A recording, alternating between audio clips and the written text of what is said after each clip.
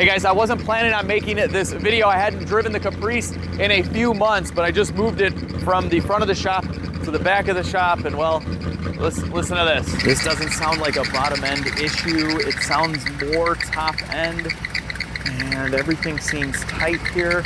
I thought maybe this was spark arcing, but all the wires, everything looks fine. All right, I'm shutting this thing down. This engine was perfect. I even ordered brand new tires for the Caprice to get it ready for spring a couple of days ago. What in the world could this be? My 2012 Chevy Caprice PPV was originally a police car from Florida and had accumulated 82,000 miles, but over 11,000 hours of idle time, or the equivalent of 15 months of just straight idling. The engine ran well, but I wanted to ensure it would run well forever, so I immediately removed and disassembled its 6-liter LS engine to delete the problematic AFM, or active fuel management. This system is designed to save fuel by turning cylinders off while cruising, but sometimes at the expense of the camshaft, lifters, or even destroying the entire engine. Now, I replaced everything and installed a much larger camshaft, LS7 lifters, reworked heads, long tube headers, and the Caprice put down some really good power on the dyno and has to be one of my best sounding cars. Unfortunately, now it sounds like I have a valve train issue, and at first listen, it could be a bad lifter, which would require at the very least the heads to come off. So either I messed something up during the engine build 3 years ago, or a part decided to fail. Either way, the Caprice is one of my most legit street cars, and it must be fixed, so let's get right to work. Now, although I'm not hopeful with this, the first step in diagnosing an engine noise is to remove the serpentine belt, just in case it's something on the front end accessory drive. So I've loosened up the tensioner, and we'll just slide it off of the water pump. Love that sound the water pumps make. All right, there's our belt. The belt's in excellent shape. This thing was fleet maintained by a police department, so they did whatever it needed. All right, we're just gonna start this thing up momentarily. I don't really want to run this engine anymore, but well, let's see what happens.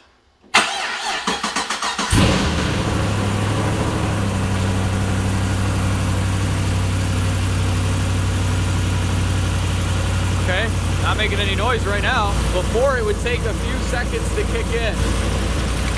Oh, there we go. Oh, you gotta be kidding me. Okay, yeah, it takes some time. This thing's been sitting here for like a month, but wow, what in the world is that? I haven't driven this car really in, the last year or so. And let's see what we have for oil. It's a little low. It's like right here. Okay, it's not enough to make any weird noises. Well, let's go ahead and remove the coil pack. So these are individual coil packs, but they're all on one rail. Fish our nitrous line out of the way. I've only gone through one bottle on this like 2 years ago, so it's definitely not a nitrous related thing. And let's just get this guy fully out of the way. Okay. This is one of those things where I hope we don't see anything, but I also kind of do, because at least we'd know what's wrong with it. Like an issue with a valve spring or something I can fix right here would be nice. It sounds to me like the issue is on the driver's side, so let's pop this valve cover off. Okay. There's lots of moments of truth on this channel, that's for sure. And a lot of times it has to do with engine stuff. What do we have? It's been about 3 years since I've seen any part of the inside of this engine. It's been fantastic the whole time. It's normal to get side to side on these. It's no big deal. Almost positive I did the trunnion upgrade when I did the engine. That gets rid of the little needle bearings that can pop out of the rocker arms. It's a good upgrade to do on any LS. Well, I don't see anything obvious. None of the springs are broken. None of the rocker arms are broken. Nothing is loose. Okay, I'm gonna take the spark plugs out next. And I wanna bore a scope as well. Although I don't think it's anything bottom end. I'm just thinking lifter at the moment. Plug number 1 looks good. Plug 2 also good. This one looks good too. Yeah, that's a good spark plug. Porcelain's not cracked. Okay. Let's get the borescope. All right, here we are, cylinder 1. Yeah, not a whole lot to see in here. Piston's pretty far up. Next in line. Yeah, looks pretty normal. Piston's pretty far up on the third one as well, but cylinders look good, pistons look good. Yeah, it looks perfect in here. Okay, great. There's a valve that's slightly open. Okay. I mean, it's good news we don't have anything in the cylinders, but we still don't know what's wrong with the car, which stinks. I want to know what's wrong with my Caprice. Should I just film everything with the borescope? I've disabled the spark and fuel, so we're gonna crank this right now and just watch these rocker arms and see what we can see.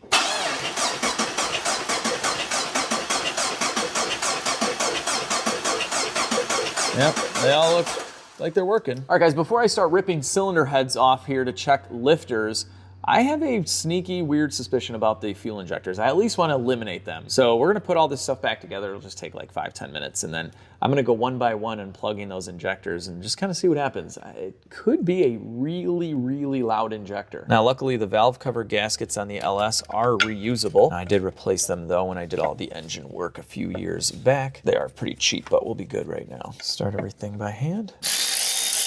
Click our PCV back in. And spark plugs going back in.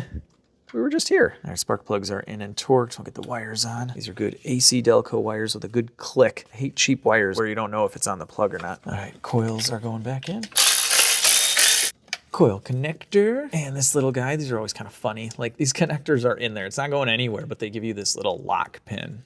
I mean, I'll take it, but could have saved some money here. Just like you guys can save a ton of money with Priority Tire, this is the best website to get tires from. Check this out. Free FedEx shipping, 90-day money-back guarantee. I ordered tires for the van and they got to my shop in 2 days. And something I've never seen from any other online tire company is look at the discounts. They have a military, teacher discount, first responder, medical staff discount. This is super cool. You can finance as well. And my favorite is you can have these tires shipped directly to an installer. They have a list as well. So they get done quickly, and they have just about every brand tire you could imagine. And they have 3 gigantic warehouses in the United States. So you can search by size or by vehicle. 2012 Chevrolet Caprice PPV, 217 results found. They have every kind of tire you could ever imagine. I ended up going with these full ways, all season, high performance, awesome tread pattern. Look at the reviews. So these should be in any day now. Seriously, guys, if you need tires, give PriorityTire.com a try and just take a look at their prices. They are phenomenal. Now, the best part is, of course, I got you guys a discount. So when you check out with tires or any accessories at PriorityTire.com, just use code LEGITPT. That's gonna get you 5% off. So I'll leave the link and the coupon code down below. Check it out, give them a try. And with that, let's get back to my engine. It's all back together. Let's fire this thing up and check on these injectors. All right, where's our noise? Where's our noise? Not doing it yet. That's just a little smoke coming off the headers from my hands. It's so weird that the noise doesn't happen right away. Oh, there it is. I don't feel them. Let's see. Whoa, okay. That's made a big difference. Wow, but it's still there. That's weird. Okay, no difference on that one. Let's see if I can get this guy out. All right, we're skipping that guy. It's getting hot.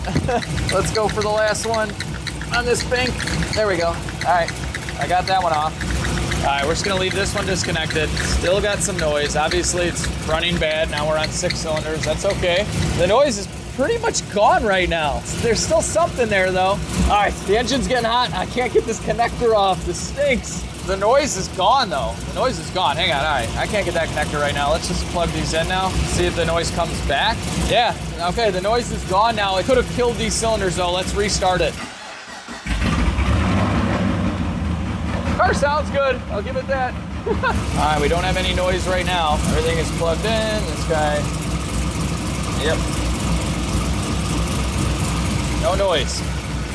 What in the world is going on? Like at this point, I want the noise to come back. All we did was unplug these 2 front injectors that definitely changed the noise, and now it's gone. With these big cam cars, it's hard to tell sometimes if it's misfiring.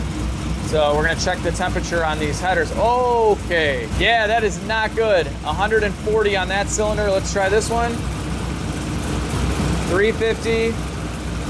2.9, okay, that's fine. Yeah, that's within range. This is dead.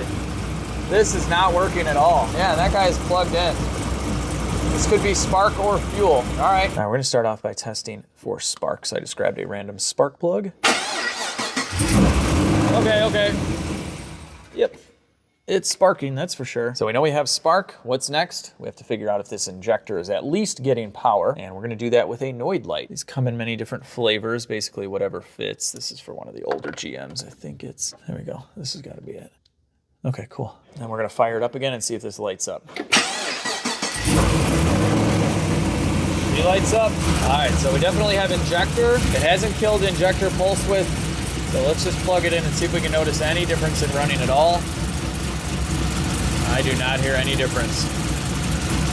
This thing runs exactly the same. Now let's just pull this one that we know is working. Yeah, you can hear that noticeably running worse. Let's see if they cut this off. Nope, that one's still good. Yeah, 148. 301, yeah, this is a dead cylinder. This car was filled up with E85 throughout the winter, but it didn't really get driven all that much, and E85 absorbs a lot of moisture, and it could have rusted out the insides of those injectors or gummed them up or something like that. I'm suspecting these injectors have gone bad, and we are going to be testing them. I might be cutting them open, but before we get too crazy, I do want to check compression on that one cylinder. I should have done it with the plug out. It's probably got compression, but we gotta make sure. Okay, yeah, and I'm gonna flip the Caprice around now that it runs. This is working underneath the Lightning. It's kind of a dungeon. It's annoying. I can't open the hood all the way. We're gonna flip it.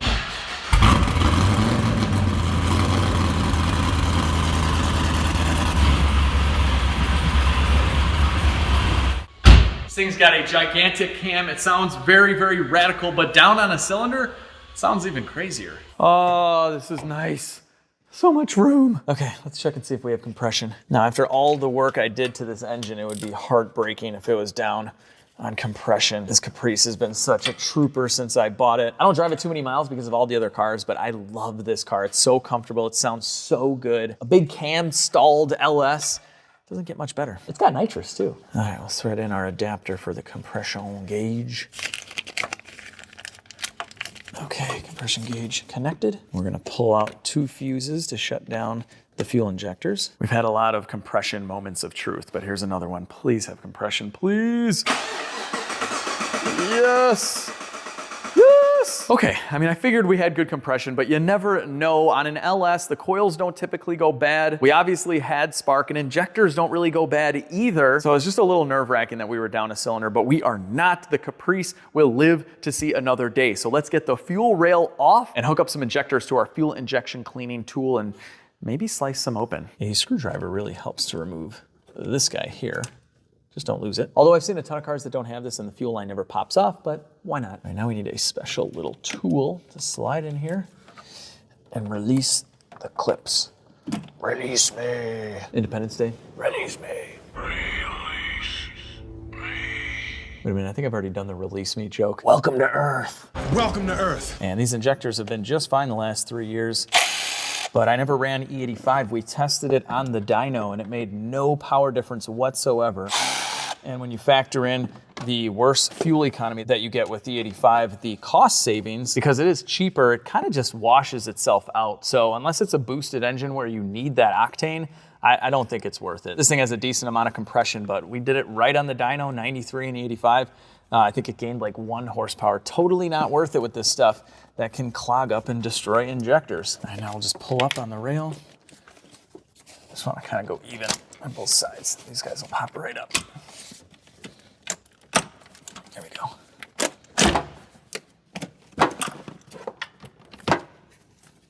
All right, rails out. Look at how tiny these injectors are.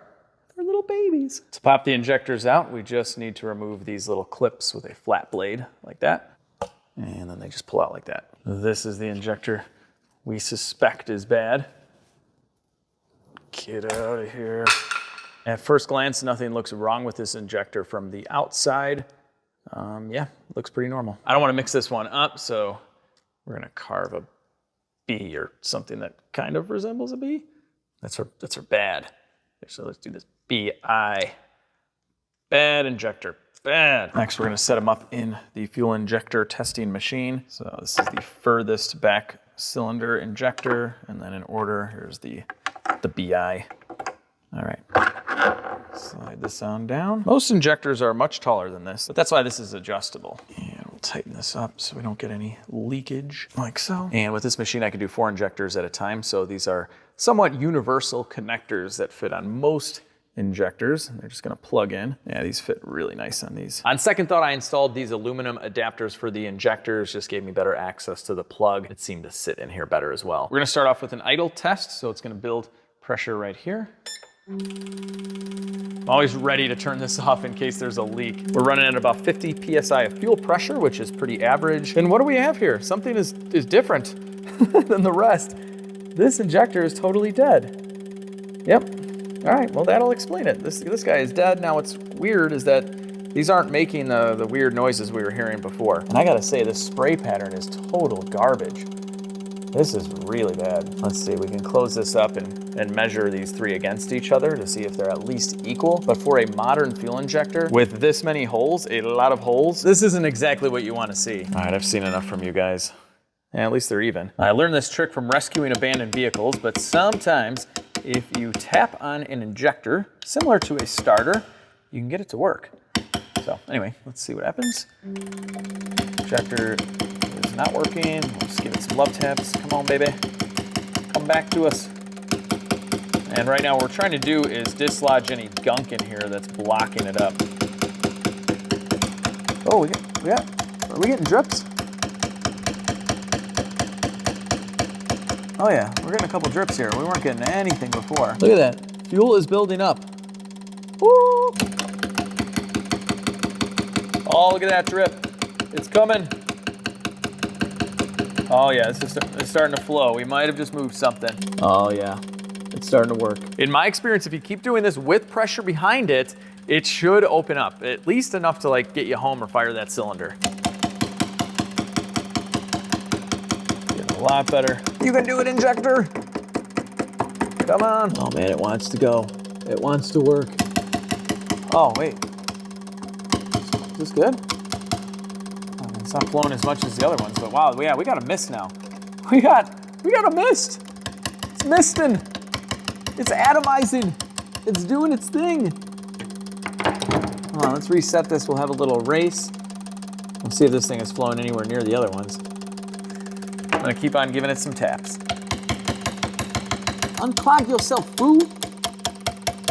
All right, so this did flow a little bit less than the other ones, but this would be more than enough to get you home. You wouldn't want to beat on the car or anything. So if you do get an injector to work by tapping on it, it's just temporary. And I got lucky. These must be really common fuel injectors because my local parts store was able to order these up and they came in like 3 hours. So we're going with GM factory goodness. Here's a pretty neat comparison of fuel injectors and how they've evolved. So on the left is a stock 19 pound per hour Fox body Mustang injector, and this is a single hole. Next is a slightly larger injector out of my Buick Grand National. You can see it went to 4 hole. And last we have the new Caprice injector. I don't know how many holes that is, like 20. It's a ton of holes. As injectors evolved, they went to more holes, which creates better atomization. So you want a mist of fuel and not little dribbles of fuel. So carburetors would kind of drip it in the intake. Then the single hole fuel injectors did a pretty good job of at least squirting it into the cylinder, but it was still a very concentrated stream. And then as they added more holes, it just kind of would poof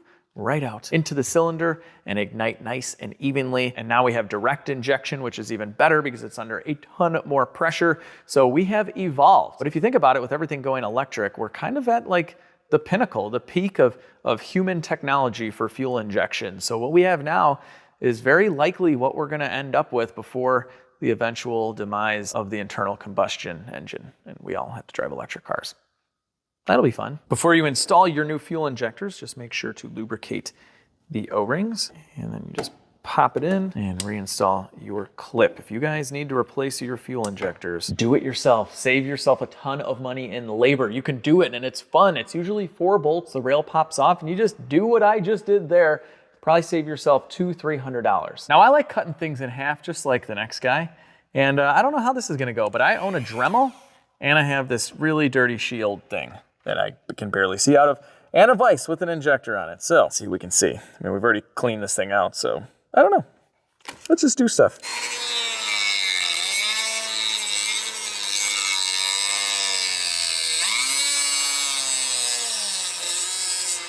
Got it. Let's get one of those water jets. In case you're wondering, I did blow this out with shop air, so there's not that much gasoline in it.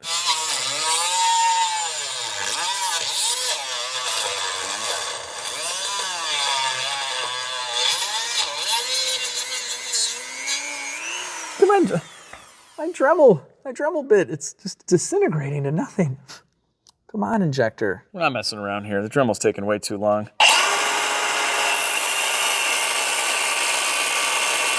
If you guys are ever wondering what the strongest material on Earth is, it's fuel injector.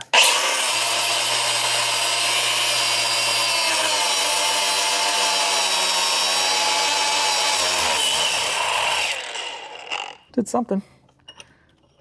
Didn't say it was going to be very precise, but okay. Yeah. Our chances of finding what failed in here have gone down slightly to about 0. There's that. Okay. Yeah, I think the clog was somewhere in here. Yeah, that's definitely where the clog used to be. So the fuel goes in here and out this way. And the clog was somewhere in this area here. Water jet. I need a water jet. Rail and new fuel injectors going in. And you might be asking yourself, Alex, how do you stay so good looking? Just kidding. You're probably asking yourself, Alex, why aren't you putting larger fuel injectors in there for more power? Well, it's true. Larger fuel injectors can support a lot more power. With more fuel can come the potential of more power, but you need more air. And I don't have any more air coming in. Now, I did install a gigantic camshaft that's gonna definitely draw in some more air and some really nice long tube headers to help expel the exhaust, again, freeing up more power. Unless I install something that will give us more air, like a supercharger or a turbocharger, more fuel isn't gonna do anything for me. And I had this tuned on a dyno with the factory fuel injectors, so its calibration is for those. And it runs perfectly as is. There's no real sense in messing with the injectors. Now, if I eventually supercharge it, I will. I'll have to get bigger ones. With the injectors properly seated, we can go around and tighten up the rail bolts. A couple of satisfying clicks. Click, and oh, nice. We don't want the car to blow up, so we'll put this on. This was the problem cylinder. There we go. And a big ignition coil connector on each side. Little blue thing you definitely don't need at all. And we'll get our nitrous fuel feed line installed as well. And you may be wondering, Alex, why did you install nitrous on this car? Probably didn't say it like that. You're probably like, cool, you got nitrous on your car. Well, I'll tell you why. Why though? It's because of this.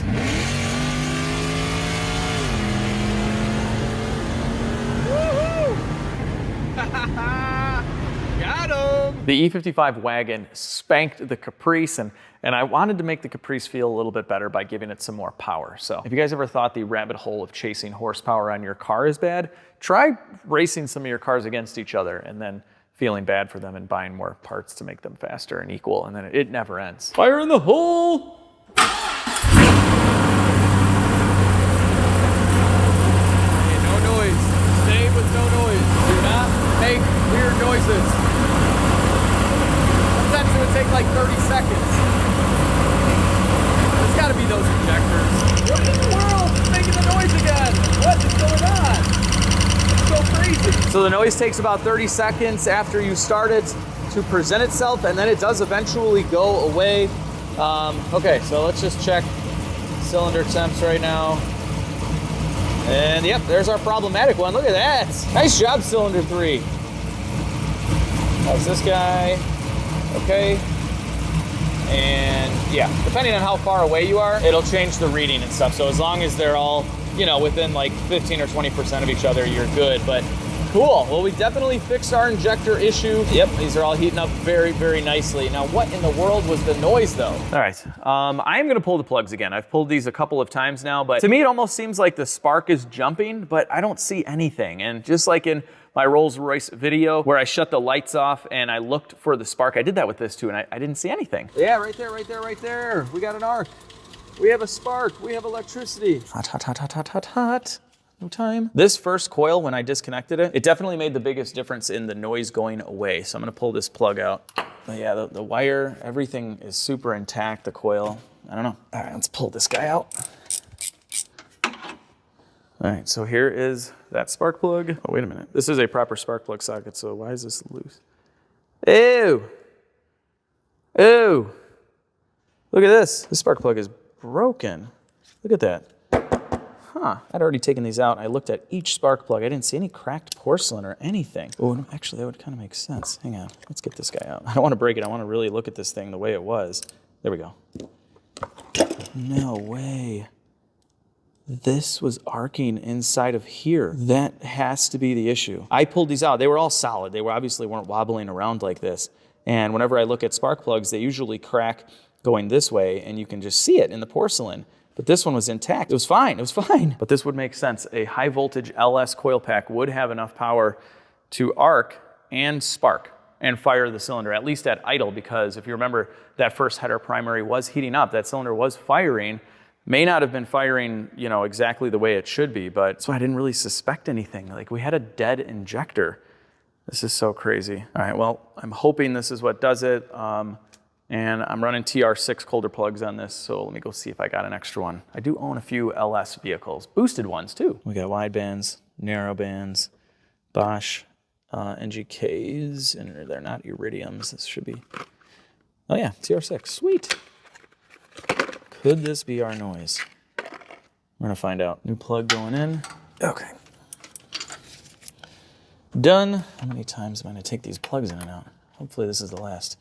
Okay, let's do this. Fire in the hole.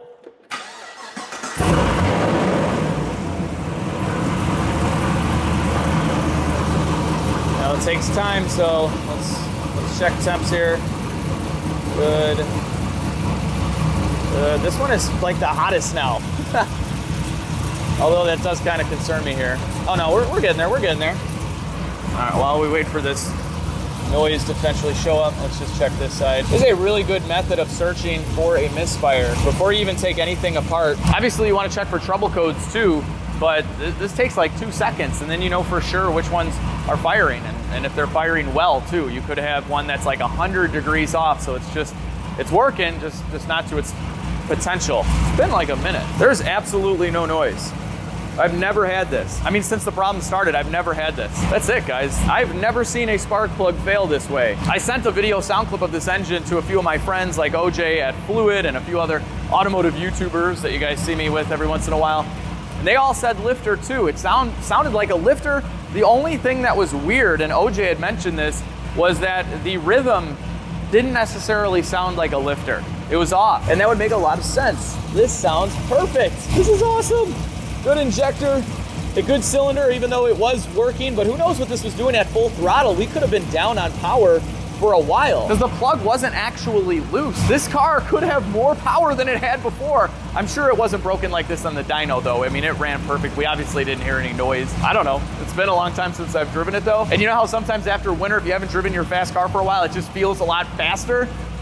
That might be the case here. You guys don't know how happy I am. I was expecting to have to take at least that one cylinder head off and replace the lifters and then hope that the camshaft was okay, in which at that point I'd probably be dropping the engine once again. The Caprice is back. It is back. So we're gonna treat it with an oil change right now before I take you out for a Caprice experience, because this is one of the most fun cars to drive. And guess what? Guess what I got? My tires came in from Priority Tire. It only took 2 days. So my friend Arnie from Cannonball Garage, he had a Caprice too. He gave me these 2 wheels and tires. So I'm gonna swap the new tires onto here. I'm gonna replace them all, but I'm gonna save these tires on these rims because they still have a lot of meat on them. Tires are off and my rears were pretty much shot as well. These tires are about 5 years old, but those will make for some good burnout tires. Or spare tires. I might just keep them for trips to save me in an emergency situation.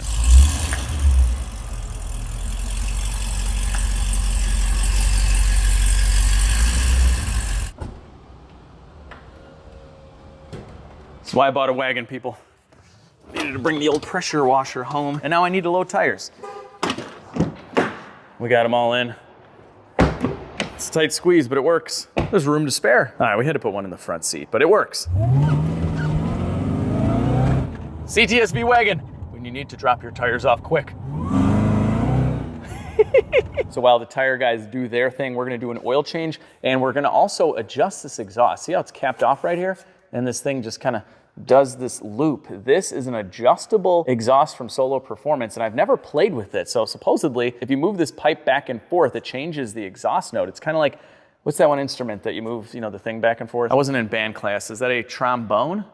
You know, with the little slide piece and then it changes the tone? Trombone? I don't know. I just work on cars, people, okay? I don't know anything about trombones and trumpets and stuff. But I do know that Chicago winters make it difficult to remove nuts and bolts, so we're putting some penetrating oil on it. And I haven't looked underneath here in about a year, but everything looks good. I resealed the entire engine 3 years ago.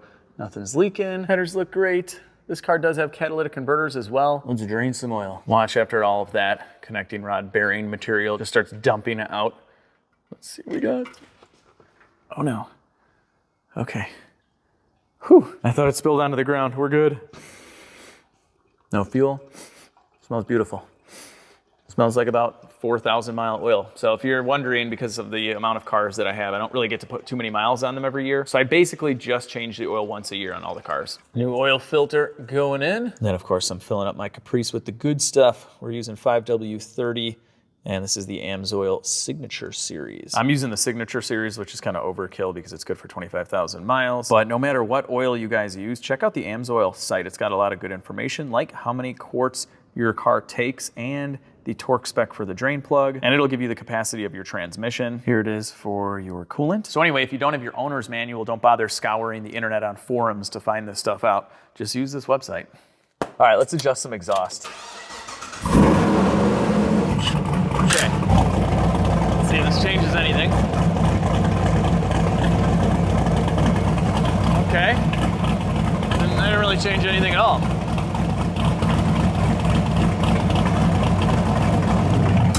Oh, I did have it on like quiet mode. Oh my gosh. That's crazy how much quieter. I can't believe I'm saying this car's quieter. All right, so I think you're actually supposed to adjust this little part here. It's just hard to get to on the car. Okay, yeah, I think this is what actually changes the sound. Let's see.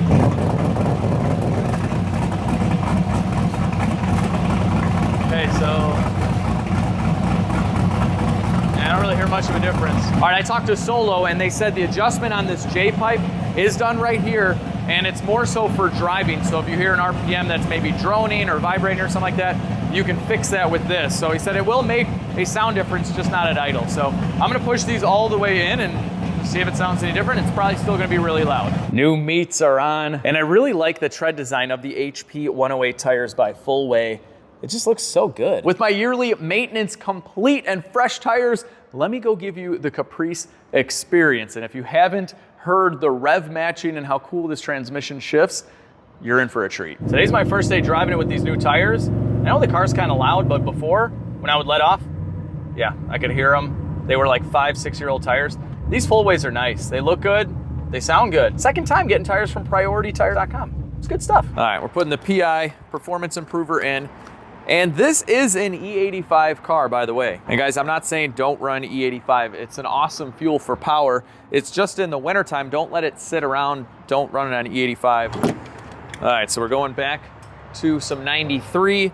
And in the wintertime, the ethanol content is way lower and it's usually sitting in the tanks for a while, so it absorbs moisture. And then it sits in your car's tank that you don't drive really all that much in the winter, more moisture. And that's probably what rusted up that fuel injector. Look at that, under $5. It's basically free. The Caprice only has a 16-gallon tank. That's pretty small.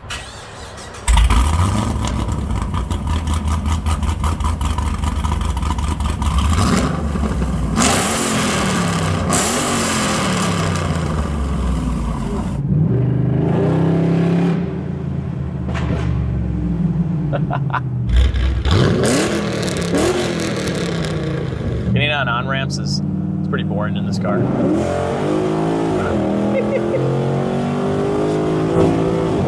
Oh, it's so good. Legendary LS engine. It's too good. It's the best. It's the best overall. I've said this before. It's the best engine overall. Overall, the package, the affordability, the power output and capabilities and strength. And I like it. So with the rev match, you can also kind of like activate it by blipping the throttle. That's it. So like I'm off right now, and it just it does its thing. It's so cool. There it is. I just like a little quick one, and it turns it on, and then you're ready to go. So like you could just give it a blip, and then just get right into it.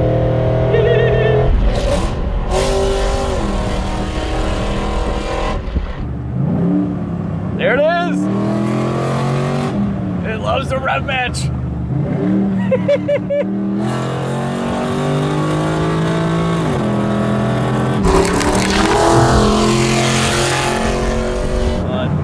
Watch this.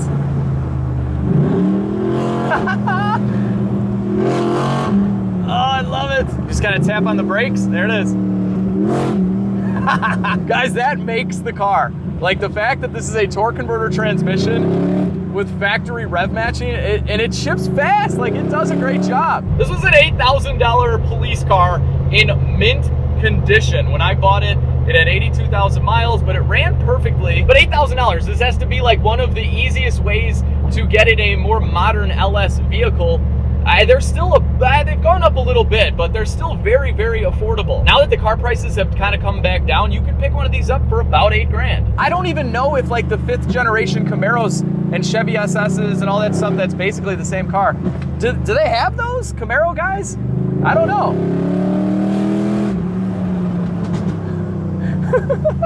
Snap, crackle, pops. It's too easy. And then, it's just a normal car.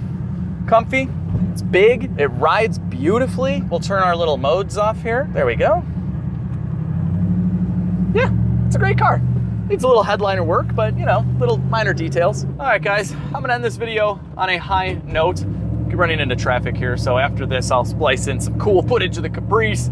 But I hope you guys really enjoyed this video. We fixed a couple of different problems. They were kind of weird and scary at the same time, but ultimately we got the Caprice back on the road with minimal work and for minimal money. The injectors were only like $300 for all 8 of them and an oil change, and we're ready to rock, hopefully for the rest of time. So if you guys enjoyed this video, if you like a channel that just gets right to work, then give this video a thumbs up, subscribe if you haven't already. We are on the way to 1 million subscribers. If you've been watching the channel for a bit and you haven't subscribed yet, just click the button. It really helps me out. I'd really appreciate it. And with that, and most importantly, have a fantastic day. Woo! I know I will. Woo!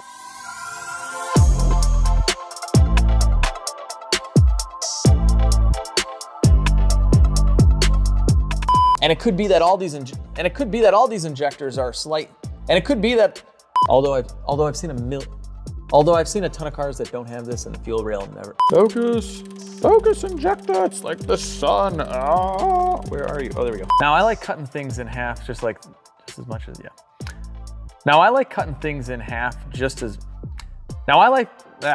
So if the cylinder's dead, yeah, oh, and I was putting that back for some stupid reason. I need to put gas in it, guys. and that would make a lot of sense. So anyway, if you don't have your owner's manual, don't bother scouring the internet. So anyway, come on, people, try to film a video. The amount of traffic. Need to move myself out to the country.